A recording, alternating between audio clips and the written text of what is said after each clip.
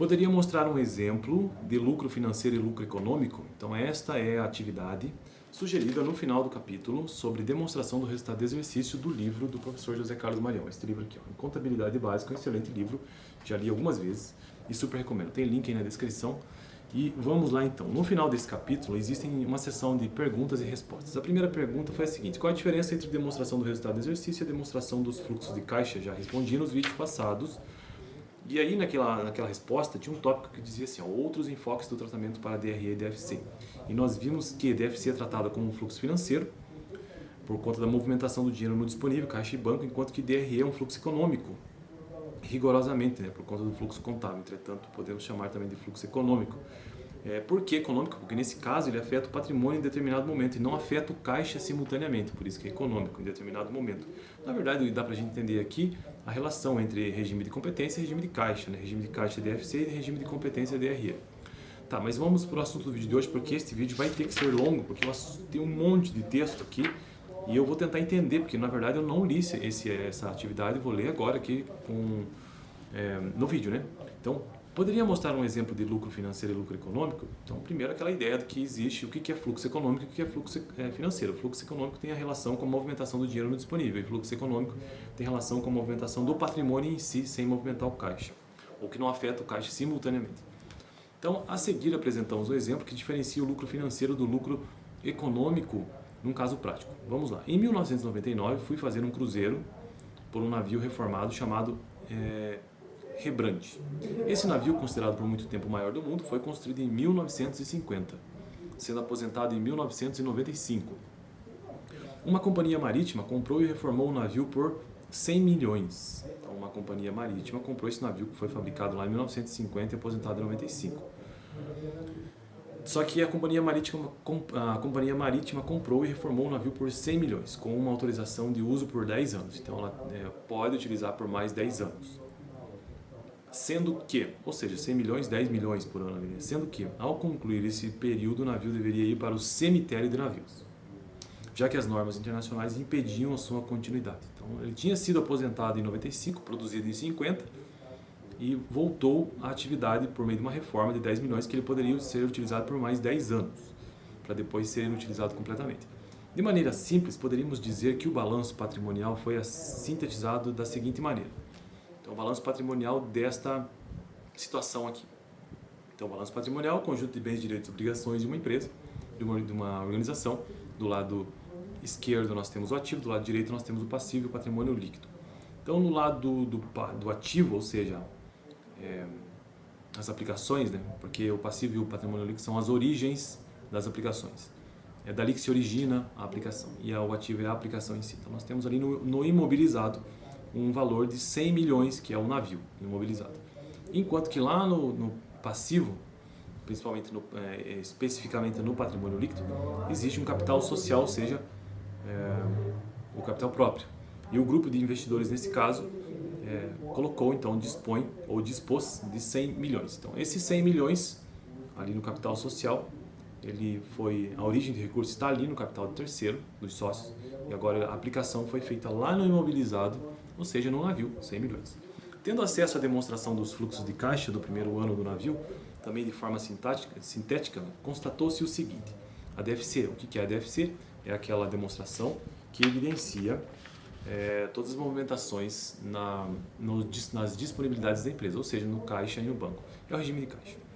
Então, a DFC do primeiro ano diz o seguinte: receita recebida 56 milhões 790 e 400. 56 milhões. Despesa paga 48 milhões 990. Resultado financeiro 7 milhões e 800 mil no ano 1. Lembrando, esse navio pode operar por mais 10 anos. Aparentemente, o resultado financeiro foi excelente, produzindo um acréscimo de caixa relevante. Há motivos para comemoração? Aqui ele faz uma pergunta. A resposta que ele coloca é não, não há motivos. Vejamos o resultado econômico, admitindo que as receitas e as despesas foram à vista. Então tá, vamos ver o resultado econômico. Esse que eu acabei de ver aqui foi o resultado financeiro de 7 milhões e 800. Resultado econômico, de fato. Resultado econômico, receita 56 milhões e 790, igual. Despesa de 48, despesa, né? 48.990. Beleza. No resultado econômico também tem que ser levado em consideração a depreciação. que é dedutível. Então, depreciação de 10 milhões. Portanto, por que é esse valor de 10 milhões? Porque 100 milhões dividido por... tem fácil a divisão pelo tempo que ele tem ainda de vida útil. Então, 100 milhões por 10 anos, isso dá o total de 10 milhões por ano. Então, um prejuízo, na verdade, apurado de acordo com o resultado econômico, de 2 milhões e 200 mil. Já o resultado financeiro foi de 7 milhões e 800 mil. Então, veja que aqui ele está nos mostrando que há essa diferença entre resultado econômico e resultado financeiro. Resultado econômico leva-se em consideração a depreciação, neste caso aqui é a movimentação do patrimônio, enquanto que o resultado financeiro apenas movimentação de caixa. A depreciação é uma despesa, representa um ativo que perdeu em 10% a sua capacidade de trazer benefícios. O navio tem uma vida útil de 10 anos e, portanto, devemos distribuir 10 parcelas de despesa nesse período. O raciocínio é simples. Se alugássemos ou fizéssemos leasing, não teríamos que subtrair tal despesa a cada ano? Sim, a depreciação é equivalente. A diferença é que a depreciação é um fato econômico. No momento, não há saída de dinheiro do caixa, enquanto o aluguel é financeiro.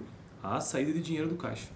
Pela DFC, a persistir o resultado, em 10 anos teríamos 78 milhões, montante este que não compensaria os donos do negócio de investirem 100 milhões, não chegou a 100 milhões.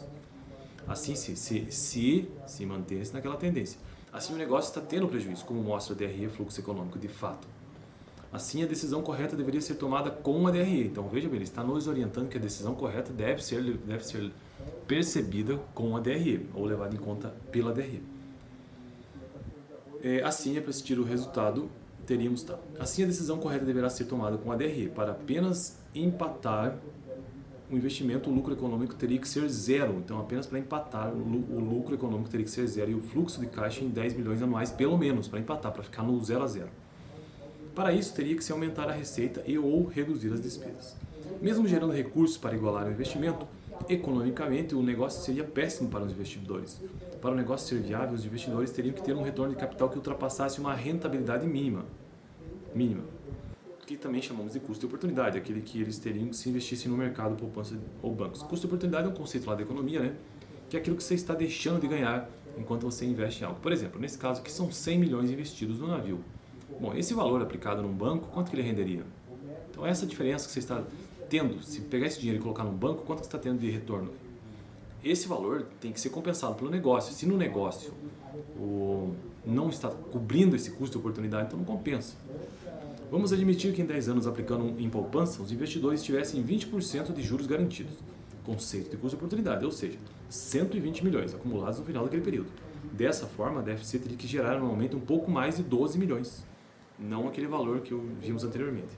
Neste caso, poderíamos dizer que o prejuízo econômico é de 4 milhões e 200 mil, enquanto que o lucro financeiro foi de 7 milhões e 800 mil, enganoso do ponto de vista gerencial. Beleza? Então, este foi o vídeo de hoje. No próximo vídeo, terceira atividade. É comum observar atualmente relatórios contábeis com a expressão EBITDA? O que significa isso? Vamos descobrir no próximo vídeo. No vídeo passado eu tratei sobre existem outros enfoques de tratamento para DRE e DFC, vou deixar esse vídeo aqui no final.